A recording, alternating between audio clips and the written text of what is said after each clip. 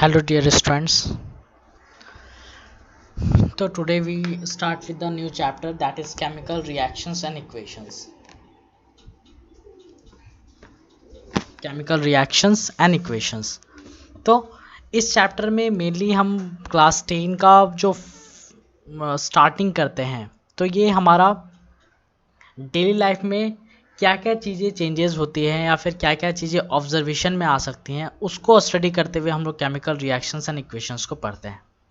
तो daily life में ऐसा क्या हम लोग को दिखता है जो मतलब उसको पढ़ना हमारे लिए इम्पॉर्टेंट है। Just like for example turning of milk into curd, तो उसमें क्या होता है, वो स्वीट नेचर की अपना छोड़कर सॉर नेचर बताता है। नेक्स्ट वन, यदि हम मिल्क को समर डेज में ऐसे ही छोड़ दे तो वो क्या हो जाता है, सॉर नेचर का हो जाता है। तो वो भी एक एग्जाम्पल हो सकता है तुम्हारा रिएक्शन का। Reaction is nothing but simply a process, ठीक है, जहां क्या हो जाता है कि under certain conditions the properties get changed, ठीक है, प्रॉपर्टी उसका चेंज आ जाता है। तो उस तरह के प्रोसेस को हम लोग सिंपली कह देते हैं केमिकल रिएक्शंस, ठीक है। और डेली लाइफ में एग्जांपल्स यहाँ दिखाया गया है आयरन नेल्स का। आयरन नेल्स को यदि ह्यूमिड एटमॉस्फेयर में छोड़ देते हैं तो पहले तो वो ग्रेइश ब्लैक कलर का होता है, लेकिन जब हम उसको बहुत दिन तक छोड़ देते हैं एज इट इज़, तो वो क्या हो जाता है, उसके ऊपर एक ब्राउन कलर का लेयर चढ़ जाता है, that is nothing but called as rusting.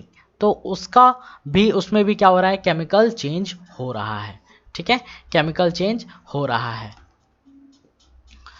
Next one, जो हम लोग घर में फूड बनता है, ठीक है, उसमें रॉ मटेरियल्स कुछ और होते हैं। रॉ मटेरियल्स यूज़ करते हुए सिंपली जस्ट लाइक वी डिस्पायर, वो भी एक हमारा क्या है, केमिकल रिएक्शन है, ठीक है। तो ये सारी डे लाइफ में कुछ एग्जांपल्स हम लोग को मिल रहे हैं, जिससे हम लोग को समझते हैं कि ये ओवरऑल एक प्रोसेस होता है जिसमें हमारा क्या होगा, कोई भी एक पर्टिकुलर सब्सटेंस दूसरे सब्सटेंस में कन्वर्ट हो जाता है। तो इसी को पढ़ने के लिए, केमिकल रिएक्शन को केमिकली समझने के लिए हम लोग एक एक्टिविटी करते हैं, that is nothing but called as burning of magnesium ribbon, ठीक है। इसमें क्वेश्चनली क्या किया गया है कि टीचर्स असिस्टेंस इज रिक्वायर्ड, और यहाँ पे हम लोग क्या करते हैं, आई प्रोटेक्शन लेते हैं। क्यों आई प्रोटेक्शन लेने का मेन रीज़न ये होता है कि जब मैग्नीशियम रिबन जलता है तो ये तुम्हारा डेजलिंग वाइट फ्लेम प्रोवाइड करवाता है। तो डेजलिंग वाइट फ्लेम का सीधा साधा एग्जाम्पल, तुम फुलझड़ी वगैरह जो इस्तेमाल करते हो दिवाली वगैरह में, दिवाली के फेस्टिवल में, या फिर तुम्हारा शब बारात जो होता है उस फेस्टिवल में हम लोग यूज़ जो करते हैं लाइटनिंग के लिए, या तो वहाँ पे जो वो लाइटनिंग दिखता है हमको फुलझड़ी से, तो वो मेनली मैग्नीशियम के कारण आता है। तो जब पर्टिकुलरली सिर्फ मैग्नीशियम रहता है तो वो वाइट डेजलिंग फ्लेम का जो प्रोडक्शन करवाने का क्वांटिटी है वो बढ़ जाता है, ओके। तो इसलिए आई प्रोटेक्शन इज रिक्वायर्ड। उसके बाद मैग्नीशियम रिबन को क्लीन किया जाता है विथ सैंड पेपर। वाई, तो यहाँ मेनली क्या हो जाएगा हमारे लिए, तो मेनली मैग्नीशियम रिबन जो है वो तुम्हारा एटमॉस्फेरिक कार्बन डाइऑक्साइड के साथ रिएक्ट करके एक प्रोटेक्टिव लेयर का फॉर्मेशन करवाता है मैग्नीशियम कार्बोनेट का, ठीक है, मैग्नीशियम कार्बोनेट का।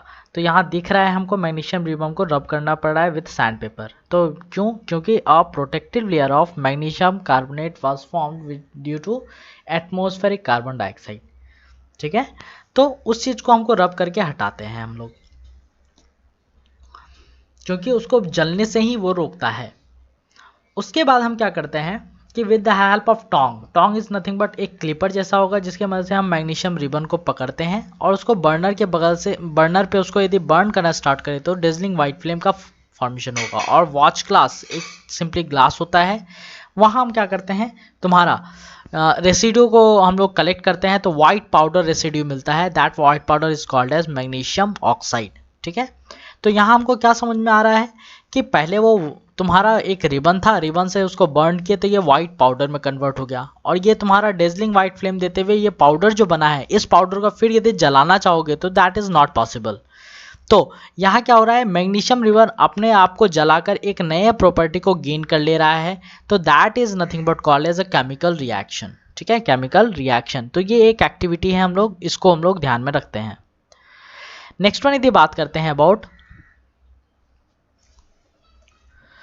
तुम्हारा बात करते हैं हम सल्फ्यूरिक एसिड के बारे में, ठीक है। एक्टिविटी 1.3 लेकर चलते हैं कि reaction of zinc granules with simply dilute hydrochloric acid और डाइल्यूट सल्फ्यूरिक एसिड। तो यहाँ पे एक चीज आ रहा है वर्ड जिंक ग्रेन्यूल्स। तो जिंक ग्रेन्यूल्स नथिंग बट क्या होगा, जिंक के छोटे छोटे दाने होते हैं, उसको हम जिंक ग्रेन्यूल्स का नाम दे देते हैं। नेक्स्ट वन, तो what does literally dilute means, ठीक है। तो डाइल्यूट मतलब क्या हो जाता है कि कॉन्सेंट्रेटेड हमारा वो ऐसा सॉल्यूशन होता है जहाँ पे एक पर्टिकुलर सब्सटेंस का जो क्वांटिटी है वो ज़्यादा हो, ठीक है। तो यहाँ हाइड्रोक्लोरिक एसिड या सल्फ्यूरिक एसिड की कॉन्सेंट्रेटेड की बात करेंगे तो उस पर्टिकुलर सॉल्यूशन में हाइड्रोक्लोरिक एसिड, हाइड्रोक्लोरिक का जो कंपाउंड्स होंगे, कंपाउंड के मॉलिक्यूल्स होंगे वो कहीं ना कहीं ज़्यादा होंगे देन वाटर मॉलिक्यूल। तो उस कंडीशन में हम लोग बताते हैं उसको कॉन्सेंट्रेटेड HCl और कॉन्सेंट्रेटेड H2SO4।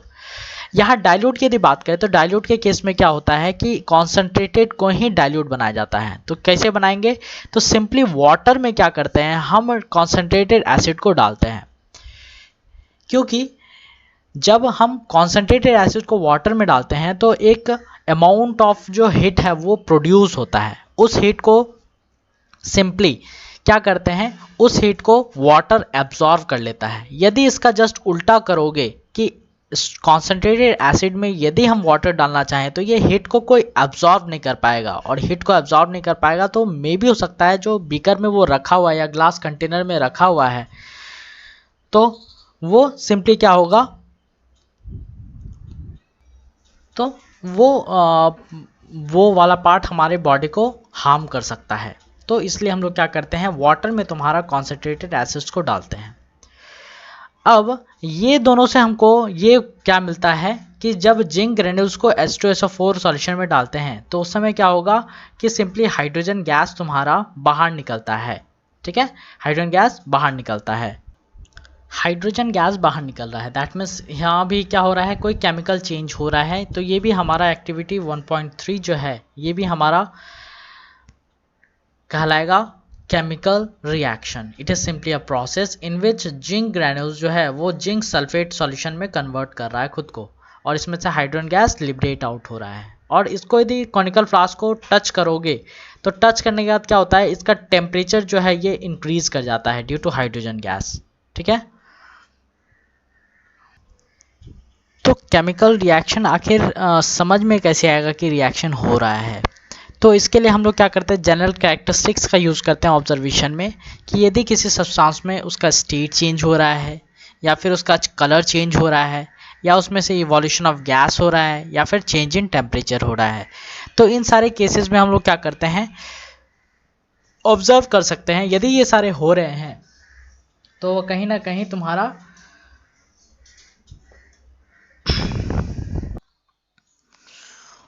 आफ्टर दैट हम लोग क्या करते हैं, हम लोग केमिकल इक्वेशंस को पढ़ते हैं। तो केमिकल इक्वेशंस का यूज़ क्या है, तो बेसिकली क्या होगा, केमिकल रिएक्शंस हम लोग इंटरप्रेट या फिर ऑब्जर्व कर पाते हैं, उसको स्टडी के लिए हम लोग को कॉपी में रिप्रेजेंटेशन करवाना होगा या फिर बुक में या फिर कहीं भी हमको बताना है तो हम रिप्रेजेंट करवाते हैं।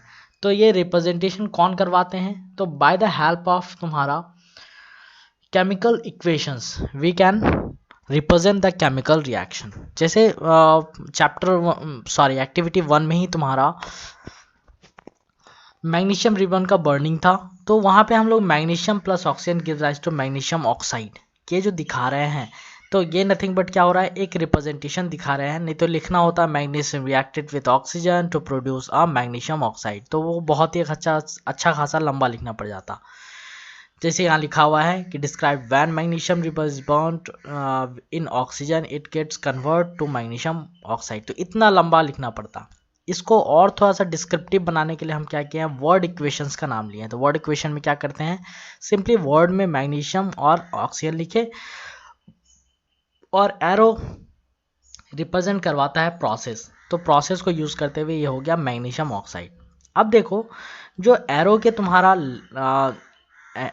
टेल वाला पार्ट है उसके तरफ जो भी रहेगा वो तुम्हारा रिएक्टेंट कहलाएगा, और हेड के तरफ, हेड के फॉरवर्ड में जो भी रहेगा वो तुम्हारा प्रोडक्ट कहलाएगा। ये हमारा कंसिडरेशन करते हैं कि रिएक्टेंट किसको कहते हैं। Reactant nothing but initial substance को रिएक्टेंट कहा जाता है और प्रोडक्ट तुम्हारा क्या हो जाएगा, फाइनल सब्सटेंस को प्रोडक्ट कहा जाता है। और एरो से रिप्रेजेंट करवाता है कि ये प्रोसेस है। एडिशन का मतलब इतना ही होता है कि ये नथिंग बट कंबाइन किया है या फिर इतने सारे चीज़ हम लोग को मिलेंगे। चाहे रिएक्टेंट साइड होगा तो कंबाइन किया है और प्रोडक्ट साइड होगा तो उतने सारे प्रोडक्शन हुए हैं। ओके, तो ये तो बात हो गया अबाउट वर्ड इक्वेशन।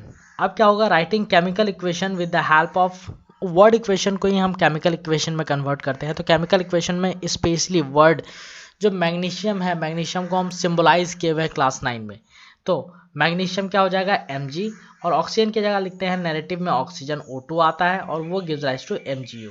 तो बस वर्ड इक्वेशन से यही हम केमिकल इक्वेशन में इसको कन्वर्ट करते हैं to make it more precise. और ये क्या हो गया, उससे भी ज़्यादा प्रिसाइज हो गया, छोटा हो गया। द एग्जैक्ट वर्ड इज प्रेसी, ठीक है, सॉरी फॉर द प्रोनाउंसिएशन। तो प्रेसी ये और छोटा हो गया। तो Mg plus O2 gives rise to MgO। उसके बाद अब देखो ये तुम्हारा बैलेंस नहीं है। लेफ्ट हैंड साइड में तुम्हारा इसका यदि मास देखोगे और राइट हैंड साइड में मास देखोगे तो डिफरेंट आएगा। तो अकॉर्डिंग टू हम लोग law of conservation of mass पढ़े हैं कि mass can neither be created nor be destroyed, it can only transform from one form to another form. तो क्या हो जाएगा, इनका मास इस साइड में और इस साइड में दोनों साइड बराबर नहीं है। तो मास बराबर करने के लिए हम लोग यूज करते हैं बैलेंस्ड केमिकल इक्वेशन का। तो बैलेंस्ड केमिकल इक्वेशन में क्या हो जाएगा कि हम वर्ड का यूज करते हैं हिट एंड ट्रायल मेथड। तो बैलेंस्ड केमिकल इक्वेशन को नेक्स्ट क्लास में हम लोग नेक्स्ट वीडियो में कंटिन्यू करेंगे। Till then keep learning. Hello dear students, आज हम लोग स्टार्ट करेंगे टाइप्स ऑफ रिएक्शंस। तो मेनली टाइप्स ऑफ रिएक्शंस जो वर्ड यूज़ करते हैं या फिर ये टॉपिक को हम यदि डिस्कस करें तो ये टॉपिक मेनली हमारे अंडरस्टैंडिंग के लिए है कि हम कोई भी पर्टिकुलर रिएक्शन को किस तरह से अपने फ़ायदे के लिए उनको हम टाइप्स में क्लासिफाई कर देते हैं। ठीक है, तो इसका सिर्फ इतना ही इम्पोर्टेंस है कि किसी भी पर्टिकुलर रिएक्शन को देखकर हम एनालाइज कर पाएँ कि ये कौन सा टाइप का रिएक्शन है। तो टाइप्स ऑफ रिएक्शन को यदि हम पढ़ना स्टार्ट करेंगे तो टाइप्स ऑफ रिएक्शन यहाँ मेनली 5 तरह का पढ़ेंगे। तो यहाँ एक चीज़ बहुत इंपॉर्टेंट है कि ज़रूरी नहीं है कि एक जो पर्टिकुलर रिएक्शन है वो सिर्फ एक ही टाइप में एग्जिस्ट करे। ठीक है, वो हो सकता है एक से ज़्यादा, मोस्टली केसेस में mostly almost all of them are nothing but redox reactions. ठीक है, सारे के सारे रिएक्शन जो होते हैं रेडॉक्स रिएक्शन होते हैं। और इसके अलावा जो हम बताए थे टोटल 5 तरह के टाइप्स में डिवाइड करते हैं, तो उसमें से एक होता है रिडक्शन और ऑक्सीडेशन रिएक्शन। तो वो सारे के सारे रिएक्शंस होते हैं। उनके अलावा और जो 4 है, 4 में क्लासिफाई करने का कोशिश करते हैं तुम्हारा रिएक्शंस किस तरह से रिप्रेजेंटेड है। तो ये जो 5 टाइप है, 5 टाइप में हम लोग का आता है कॉम्बिनेशन रिएक्शंस। ठीक है, जो कि पहला है, हम उसको डिस्कस करेंगे। फिर तुम्हारा कॉम्बिनेशन रिएक्शंस के बाद नथिंग बट आएगा डिकम्पोजिशन रिएक्शन। डिकम्पोजिशन के बाद डिस्प्लेसमेंट रिएक्शन। देखो यहाँ हमारा ये देखें, तो ये सारे डिकम्पोजिशन रिएक्शन है। डिकम्पोजिशन के बाद डिस्प्लेसमेंट रिएक्शन, डिस्प्लेसमेंट के बाद डबल डिस्प्लेसमेंट रिएक्शन और सबसे लास्ट में हम रेडॉक्स रिएक्शन मतलब रिडक्शन ऑक्सीडेशन रिएक्शंस को स्टडी करेंगे। तो स्टार्ट करते हैं विद कॉम्बिनेशन रिएक्शन। तो कॉम्बिनेशन वर्ड से हमें क्या समझ में आता है, कंबाइन। तो दैट मीन्स क्या होगा, ऐड करना है। तो क्या हो जाएगा, 2 या 2 से ज़्यादा तुम्हारा कंपाउंड्स या फिर एलिमेंट्स मिलकर तुम्हारा क्या करे, एक नए कंपाउंड का फॉर्मेशन करवाए। तो दैट इज कॉल्ड एज तुम्हारा कॉम्बिनेशन रिएक्शन। तो फॉर एग्जांपल क्या होगा, जैसे पहला एग्जांपल दिया गया है CaO प्लस, ये जो है CaO plus H2O gives rise to CaOH2। तो ये हमेशा क्लास 10 में इम्पोर्टेंस रखेगा कि तुम्हारा कॉमन नेम्ड बेस्ड क्वेश्चन भी दे देते हैं। तो जैसे अब तुमसे पूछे डायरेक्टली कि what will be the product will be formed when quicklime added with water. ठीक है, क्विकलाइम का कोई ये कॉमन नेम है, इसका तुमको क्विकलाइम का तुमको फॉर्मूला, केमिकल फॉर्मूला पता होना चाहिए, जो कि है कैल्शियम ऑक्साइड। तो CaO लिखते हैं इसका केमिकल फॉर्मूला और नेम हो जाएगा, केमिकल नेम जो है कैल्शियम ऑक्साइड को ही हम लोग क्विकलाइम कहते हैं। तो जब ये तुम्हारा ये डे लाइफ में दिखता कहाँ है, तो ऑलमोस्ट घर में यदि वाइट वॉशिंग हो रहा है तो उस समय जो चूना का इस्तेमाल होता है तो वो चूना कुछ और नहीं क्विकलाइम ही रहता है। फर्स्ट तुमको चूना क्या करते हैं, चूना को हम लोग क्या करते हैं पानी के साथ उसको भिगो देते हैं। जब इसको पानी में डालते हैं चूने को तो वो क्या करता है CaOH स्लैग लाइम का फॉर्मेशन करवाता है। ठीक है, स्लैग लाइम जिसको बोलते हैं कैल्शियम हाइड्रोक्साइड का फॉर्मेशन करवाता है। अलॉन्ग विद दैट इनॉर्मस मतलब बहुत ही ज़्यादा अमाउंट ऑफ हीट भी लिबरेट आउट होता है। इतना हीट लिबरेट आउट होता है कि पानी जो है वो खौलना स्टार्ट कर देता है। ठीक है, पानी वो खौलना स्टार्ट कर देता है। तो जैसे तुम्हारा ऑलमोस्ट वो उतना ज़्यादा हीट इवॉल्व करता है तो पानी खौलना स्टार्ट हो जाता है, तो उसी को यूज़ करते हैं हम लोग फिर वाइट वॉशिंग। तो जिस दिन वाइट वॉशिंग करते हैं उस दिन वो उतना ज़्यादा मतलब चमकीला नहीं होता है, उतना ब्राइटनेस नहीं होता है। बट जब वो जो स्लैग लाइम लगा होता है दीवार पे और वो यदि तुम्हारा एटमॉस्फेरिक कार्बन डाइऑक्साइड को एब्जॉर्व कर लेता है तो वो बनाता है कैल्शियम कार्बोनेट, जिसको हम लोग लाइमस्टोन भी कहते हैं। आगे चलकर हमको पता भी चलेगा। तो उस लाइमस्टोन के कारण ही तुम्हारा दीवार जो है वो चमकना 2-3 दिन के बाद स्टार्ट करता है due to reaction with atmospheric carbon dioxide. ठीक है, तो पर्टिकुलरली यहाँ से हमको क्या समझ में आता है कि दो जो कंपाउंड्स हैं कैल्शियम ऑक्साइड और दूसरा वाटर, ये दोनों मिलकर एक नया कंपाउंड का फॉर्मेशन करवाता है। तो इस तरह के रिएक्शंस को हम लोग कहते हैं कॉम्बिनेशन रिएक्शन। तो such a reaction in which a single product is formed from two or more reactants is called as combination reaction। तो बेसिकली यही एग्जाम्पल हो जा रहा है कॉम्बिनेशन रिएक्शन का। तो सिर्फ ये इकलौता एग्जाम्पल नहीं है, इस तरह से और भी सिमिलर एग्जाम्पल्स होंगे। तो ये देखो इसी चीज़ को बताया गया है कि स्लैग लाइम जो है वो CO2 के साथ रिएक्ट करता है और वो CaCO3 + H2O का फॉर्मेशन करवाता है। और ये CaCO3 को ही हम कहते हैं लाइमस्टोन और केमिकल नेम जो होगा इसका कैल्शियम कार्बोनेट होगा। तो इसके बेसिस पे ही शाइनी वॉल हम लोग को दिखना स्टार्ट हो जाता है। Other examples of combination reaction यदि देखें तो बर्निंग ऑफ कोल क्या होता है, कार्बन से बना होता है। और कार्बन उसको ऑक्सीजन के प्रेजेंस में यदि हम हिट करते हैं, थोड़ा सा उसको हिट करते हैं तो वो क्या करता है जलना स्टार्ट कर देगा। और जलना स्टार्ट करेगा तो साथ में क्या बनाएगा, कार्बन डाइऑक्साइड वो रिलीज आउट करता है। तो particular reaction carbon reacts with oxygen gives rise to तुम्हारा कार्बन डाइऑक्साइड। तो हम बोले थे क्या, एलिमेंट या फिर कंपाउंड्स। तो एक एलिमेंट है और दूसरा हमारा ये जो है ये हमारा डायटोमिक फॉर्म में ऑक्सीजन है। तो वो आपस में क्या करते हैं, रिएक्ट करते हैं और CO2 कंपाउंड का फॉर्मेशन करवाते हैं। उसी तरह से हम देखें example of formation of water. तो इसमें क्या हो जाएगा, H2 reacts with O2 gives rise to तुम्हारा H2O। तो इस केसेस में क्या हो रहा है कि इस केसेस में तो दो अलग अलग तुम्हारा सब्सटेंस मिलकर एक सिंगल प्रोडक्ट का फॉर्मेशन करवाता है। तो इसको हम लोग कह रहे हैं कॉम्बिनेशन रिएक्शन। उसी तरह से और एग्जांपल क्या दिख रहे हैं, तो यहाँ पे और एक तरह से तुम्हारा क्लासिफाई करता है, वो है एक्सोथर्मिक रिएक्शन और एंडोथर्मिक रिएक्शन। एक्सो मतलब समझ में क्या आता है, एक्सप्लोसिव, नाम सुने हैं। तो एक्सो जो वर्ड है जिसमें क्या हो जाए, एक्सप्लोसिव मेनली क्या करते हैं, वो हिट लिबरेट आउट करते हैं। उसको थोड़ा सा यदि पटाखा ही हम यदि बोले, पटाखा एक्सप्लोसिव बोलते हैं। तो उसको यदि थोड़ा सा माचिस के तिल्ली से आग लगाने की कोशिश करोगे तो वो बाद में बहुत जोर का या तो बर्न करेगा या साउंड करता है। तो वो एक्सप्लोड जो हो रहा है तो उसको हम थोड़ा सा अमाउंट ऑफ हिट दिए हैं और अल्टीमेटली क्या किया है, वो large amount of hit produce करवाता है। तो यहाँ पे भी वही होता है कि जो रिएक्शन जहाँ पे थोड़ा सा हम लोग अमाउंट ऑफ हिट दे या फिर ना भी दे और वो huge amount of energy liberate out करेगा तो उसको हम लोग कहेंगे तुम्हारा एक्सोथर्मिक रिएक्शन। जैसे पहला कॉम्बिनेशन रिएक्शन पढ़े थे क्विकलाइम विथ H2O, तो हम बताए थे वहाँ पानी खौलना स्टार्ट हो जा रहा है।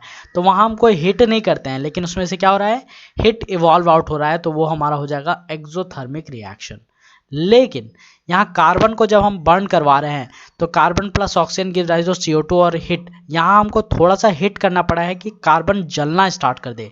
फिर अगेन वही कार्बन का जलना ही आपस में फिर वो जलते चले जाते हैं, तो वो ज़्यादा हम लोग को फर्क नहीं पड़ता है। लेकिन जब वो जलना स्टार्ट करे तो दैट इज़ नथिंग बट, उसको नहीं देखकर हम फाइनली देखते हैं कि फाइनली वो क्या कर रहा है, तुम्हारा उसमें से हीट इवॉल्व आउट हो रहा है, तो वो हम लोग का क्या हो जाएगा, एक्सोथर्मिक रिएक्शन हो जाएगा। तो अब जैसे क्वेश्चन पूछे कि do you know that respiration is exothermic reaction, तो एक्सोथर्मिक रिएक्शन रेस्पिरेशन में क्या होता है, मेनली हम सिंपली सांस लेते हैं तो सांस किस फॉर्म में लेते हैं, ऑक्सीजन के फॉर्म में लेते हैं, और वो क्या करता है, हमारे बॉडी के अंदर रहता है ग्लूकोज। तो फैट्स है, कार्बोहाइड्रेट्स है, प्रोटीन्स है, वो सारा कहीं ना कहीं तुम्हारा क्या क्या है, कार्बन का ऑर्गेनिक कंपाउंड से ही बना हुआ है। तो सिंपलेस्ट जो तुम्हारा फूड होता है वो ग्लूकोज होता है। तो ग्लूकोज ऑक्सीजन के साथ रिएक्ट करके, ठीक है, वो क्या करता है, CO2 plus H2O plus energy का फॉर्मेशन करवाता है। तो एनर्जी उसमें से क्या होता है, लिबरेट आउट हो रहा है ओवरऑल द रिएक्शन। तो दैट मीन्स क्या हो जाएगा, that is also a exothermic reaction. ठीक है, जहां भी हीट इवॉल्व आउट हो रहा है वो हमारा क्या हो जाएगा, एक्सोथर्मिक रिएक्शन हो जाएगा। दूसरा यदि देखें हम अबाउट डिकम्पोजिशन रिएक्शन, तो डिकम्पोजिशन रिएक्शन क्या होता है, डिकम्पोज मतलब क्या हो जाएगा, टूटना। ठीक है, टूटना।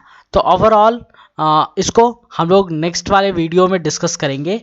तो अभी तक कॉम्बिनेशन रिएक्शन में ओवरऑल देखें कि तुम्हारा क्या होगा कि एक से ज़्यादा तुम्हारा सब्सटेंस मिलकर एक नया कंपाउंड का फॉर्मेशन करवाता है, तो those reaction called as combination reaction. ठीक है, और उसके अलावा एक्सोथर्मिक रिएक्शन को देखें, और इंडोथर्मिक वो हो जाएंगे जहां क्या हो जाएगा कि ओवरऑल उसको हिट देते ही रहना पड़ जाएगा तो ही रिएक्शन कंप्लीट होगा, वरना जैसे ही हिट उसको देना छोड़ेंगे तो वो रिएक्शन जो है कंप्लीशन ऑफ रिएक्शन होना बंद हो जाता है। ठीक है, बंद हो जाता है।